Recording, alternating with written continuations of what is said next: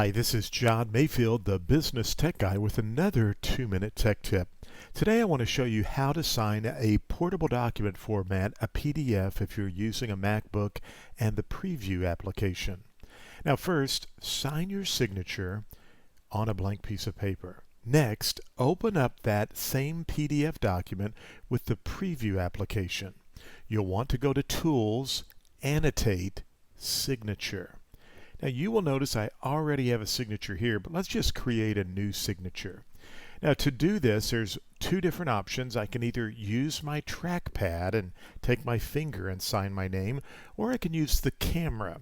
We're going to take that signature we just created a moment ago on the blank paper, hold it up to the camera, and voila, you can see that we have our signature. Now I'll just click on the signature and it will appear on the document. I just need to take that signature and drag it right down to the signature line of the PDF document I needed to sign.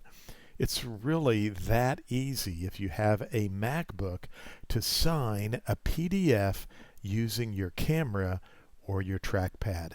As always, thanks for watching. Go out, make it a great day.